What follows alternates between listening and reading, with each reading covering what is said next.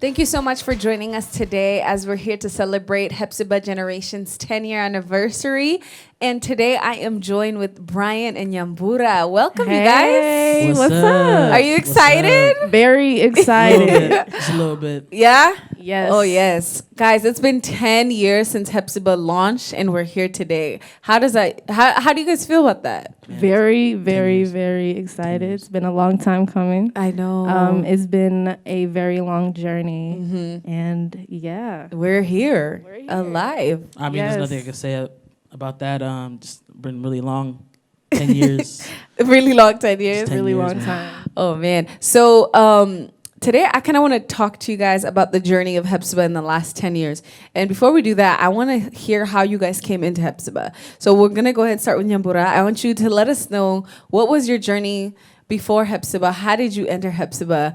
And what has your experience been like in the last 10 years? It's been good. Yeah? So I've been in House of Glory since I was like really little, since like 6 years old. Oh, wow. And then like, we went to Kenya and then we came back. And so like I ended up joining somewhere around 2017. And it was an amazing experience. I'm not used to having people around me who were like excited about Jesus and, who had the same passion that I had for God. And, just the many people who can hold you accountable. Wow. And guide you in the right way. Wow. So, yeah.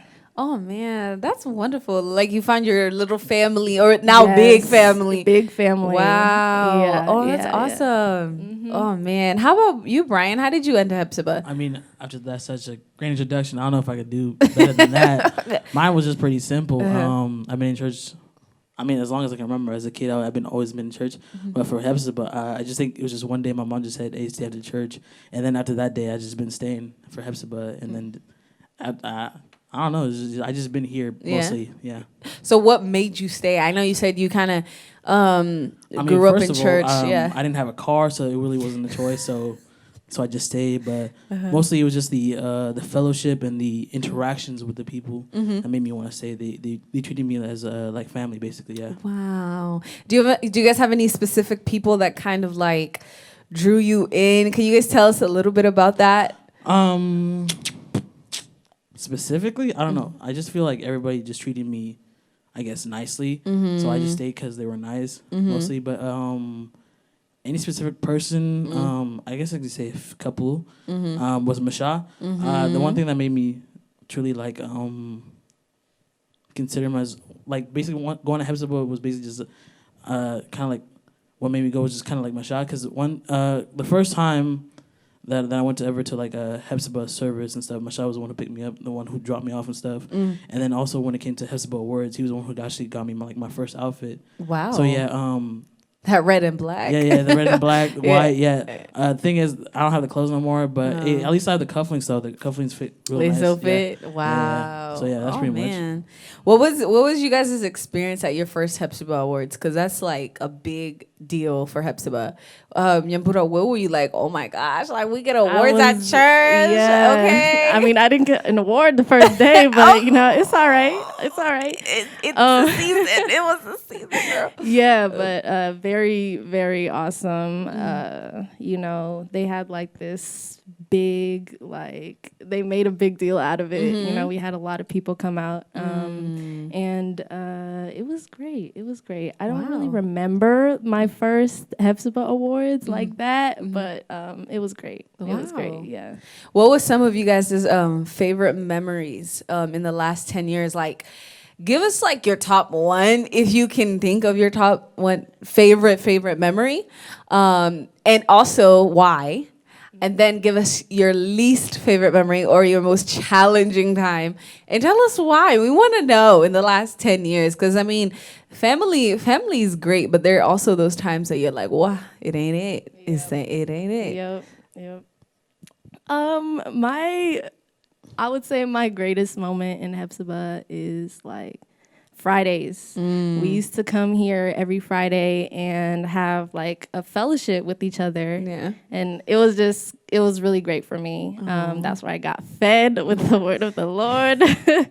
And it was great. And the most challenging moment for me would probably be like joining the Hephzibah Praise and Worship team. Why? No. Let's get it. Why? Nyambura, by the way, you can really sing. Like, you are gifted. Thank you. Take her, Jesus. The thing was, like, I was joining as a pianist, and I wasn't, like, very great at playing the piano yet. So, you know, I was coming in, and, like, I didn't know what I was doing, and I was here to serve. Yeah, they're like, hey, Nyambura, come on, you can play the piano for us. And I was like, okay. And so, you know, it was kind of challenging for me, kind of like a scary moment for me. You know, I was like, 14, 15. But yeah, it was fun. It was fun. I learned a lot, and, you know, look at where I'm at right now. I know. Yeah. What? Did you know you can sing when you came into Hephzibah? Yeah, I knew I could sing. You did? I knew, but like I wasn't really like a singer. You know what I mean? Like I knew I could like hold a note, but I didn't really know like, you know. Oh my gosh. And have you seen yourself lead worship? Do you see live stream? Oh yeah. Oh my gosh. This one. Girl. How about you, Brian? What was your favorite moment of Hephzibah and your least, and why? I don't have like any specific moments, but probably like the great moments that I ever had was during camp, because it was just a nice time to just get away from everything and just have time to spend with God and just spend with the people and just worship and fellowship. And it was just amazing. One of my least though is just we never got to play paintball. Paintball? Yeah, Oh my paintball, goodness, so, yeah. I've always wanted to do that. Yeah, it's been lingering there. We got to do it, Brian. I was set up. We have to. It started off so great. we got to the place, and then we thought we were going to start it, but then at the end of the point, it just didn't happen. I was like, okay. Wait, this is your favorite moment? Or no, least favorite. Least favorite, Least okay. favorite. So you didn't, you know what? I've always wanted to do that paintball. We got to make that happen, Brian. You hear that, guys? We got to make paintball happen, bro. We got to make it happen. We got to make paintball Same happen. team, or what are you feeling? I don't know. Would it be better team or just opposites? I don't know. They have Let's different just fields. team up and dominate. They have different fields, though. Yeah? We need to plan out which field we would dominate in. Unless we dominate in all of them. Yeah, I'm going to tell you right now, I will always win. All right, then. That's the setup then. Man, but about youth camp. So you guys had to wake up at like 5 a.m. to do prayer walks.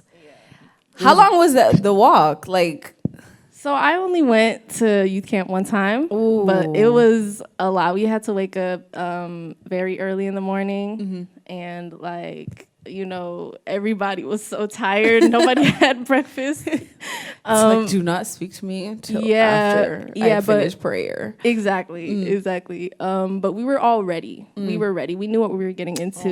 You know, we were there for God. Yeah. We were there to seek Him, and we were there to, you know, have a great time as well. So, you know, waking up early was expected. So It was a sacrifice, I guess. Exactly. Yeah. Exactly. What was your favorite youth camp, Brian? Or your favorite youth camp moment? Favorite moment? Okay. Probably the time we got to play, was it? I forgot what it was called, but as we were playing kind of like, it was kind of like paintball, but we were using it with bow and arrows, though. I forgot what it was called. Archery? No, it's not. I mean, we were using kind of bows and arrows, but it's like in the concept of kind of paintball. Oh. But I forgot what it was called, though. Okay. Interesting. Were you there? I was not there. Man, that sucks. But that was probably my favorite moment because it kind of filled up for my least favorite moment. Paintball. Yeah. what's the deal with paintball, I don't know. Brian? I was really just a expecting that day, man. bucket list. No, I was item? really expected that day. I even get my $10 because we were told to give $10. Oh, they promised you you're gonna do paintball. Yeah. Oh, I don't even Brian. think I got my $10 back, but Don't worry. that's not here or there. But It's to build the. yeah. And about the prayer walks though, there was actually a funny moment where one time we were supposed to wake up and we were all in the same. So the girls had a cabin where they were staying, and the boys had different cabins. But like the girls had that big old cabin, so they could all get in there. But the boys were just separate out into different cabins. So I was in the same cabin as Philip, my brother Osato. I think Michelle was there, and several other people. Why was there? I think. unless it was, I don't remember, but this specific day we were supposed to wake up early, Yeah. and we didn't. It was just the All of you, the whole cabin, didn't wake up. The whole cabin. Oh. And Philip, everybody set an alarm, and apparently we didn't hear it, and everybody just gone. While everybody was doing the walk, we were just there. They didn't wake you up? Nah, bro, they did the whole thing, and we were just gone. That was probably the funniest day. Were they mad? I don't know. I can't remember. You were just like, guys, I can't remember. needed the day off. Yeah. Man, I can't wait to experience a youth camp. Honestly, like the stories is just so enticing. Like, wow, I want to go. You're gonna Wake up love at it. 5 a.m. Man, but let's move on to you guys. You guys had major youth conferences. What was some of your favorite moments from? I mean, you've had quite a few by now, and you came in 2017, and you've been here from like the beginning, pretty much. What was some of your favorite moments in your youth conferences? I have to think about that one. Or what was your favorite conference and like why? Oh, the conference where we had Charissa Monroe. Yes. I loved She it. was awesome. Yeah, she was awesome. I loved that. That was probably my favorite moment. Yeah, girl, wisdom, She fashion. can preach. Yeah. Just, I love the questionnaire. The questionnaire part. Oh man, she was just dropping gems. Yes. Man, she was awesome. How about you, Brian? What was like I mean, it's hard to choose because for conferences, I was always busy because something would always come up and that I had to do either pick up somebody, drive them off, or take them you somewhere. were working. Yeah. Especially for the Charissa Monroe one. Yeah. I was pretty busy. I didn't even get to hear anything at all. Can you talk about that a little bit more? Because not everybody, some people, they may come to the conference or they may see the conference or hear about the conference, but they don't know about that behind the scenes work. Like you're saying, you pretty much missed conferences because you were working, picking people up, dropping people off. What was that like? Because you see, Snapchats and videos. Oh my gosh, it was so lit. Like mine was positive. I was like, yo, positive is in the building. What is that like? Like the service part that goes into that? It's kind of hectic because sometimes I don't specifically have like one specific job kind of say. Yeah. Like I just fill in for the areas that needs to Where be there's filled a in. need, right. Yeah. So filling in for those parts. So I kind of just try to get in what I can get at moments. So so usually I'm either at the front or in the back or at least back in the old church I was either in the kitchen or like in the other rooms getting stuff ready. But it's just finding the chance to at least like just get like those little nuggets and stuff. So you just gotta work with it really. Wow. Yeah. And I know one of the major roles that both of you actually played was making the shirts for the youth conferences. Yes. Nyambura, tell us why those shirts were so important. Because every year we had to come and buy. What were they, like 20 bucks? 20, 30. Yeah, I'm like, y'all, no sale? Like, why was the Hephzibah shirt so important for you guys? Well, I can say for me, it was important because we needed a representation of what we're doing. And we usually had like a theme for the year. And what we would do is we would make a T-shirt for that theme, so that, you could rock that this year and then next year make another one and so on and so forth. And it was just like a fun little thing, it's like our culture. And so, as far as the process goes, there's a lot of people who are like behind the scenes. And I mainly like help with design, and so did Brian. We were like the main designers, and also like Timothy and a bunch of other people, Pita. They were there backing us. So what we would do is we'd make the design. We would, go through the process of that, take it to go get the screens for that design, and it was a lot. And basically, like, we do this thing called, what is the T-shirt thing? The thing that prints the T-shirts? Yeah. Yeah. We do screen printing. That's what I was trying to say. That big printing machine that was super hot. I remember that. So before we never used to do it, but we finally got a machine, and we started doing our own T-shirts, and that was like a breakthrough moment because we were able to be independent. Yeah, cut the cost, and so like that brought the sales in, and but that profit was a little high. Exactly. But it was just there to help us, continue this. Wow. Yeah. And so. Wow. How did you guys end up buying that machine? Because I remember seeing it. It was massive. I was like, who bought this? Yeah. It looked like a grill. It don't was know huge. if we have a picture, but it had like a grill, and I was like, okay. And then there was like the press thing. It was very, very hot when it was on. Oh my gosh. Yeah. I'm not sure who bought it, but I know Philip has something to do with that. He maneuvered. Yeah. Wow. Yeah. Oh my gosh. Yeah, Brian. Philip was the one who set it up and not set it up, but like he's the one who set everything up to get it and bought it and stuff. So that was pretty good. Yeah. But it took a team to bring it into the church, though. I'll tell you that. Yeah. It took a team, yeah. With that, like, you guys were passionate about making the shirts, and you're saying like it was part of your culture. And Philip goes and purchase this machine. What did that like showing like how much they believed in what you guys are doing? How does that make you guys feel when you think back and you're like, Yanni, this guy really bought this huge machine? Like, I'm not exaggerating. That machine was pretty big. Yeah, it was. How does that make you feel when you see like, wow, they really believe in what we're doing, that they can go out of their way to go and do this? Well, I know that the older generation really cares for the youth, and they're just setting us up for greatness. And so whatever they got to do to pave that way and to help us, they'll do it. And that's what I love about Hephzibah. Wow. And the youth leaders, shout out to them. Wow. Yeah, they've really helped us a lot. Yeah? Yeah, and Wow. they support our talents, our gifts. Like they want us to like nurture them. Yeah. And so like they do whatever they can to assist us. Wow. So yeah, I think that's really cool. That's awesome. Wow.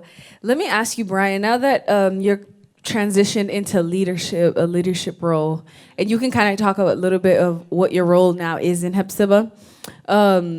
What was that transition like? What is your experience moving from coming to Hephzibah, since you were young? Now you like jumped up into the leadership role for the new generation that's coming in. What is that like? And what role do you play?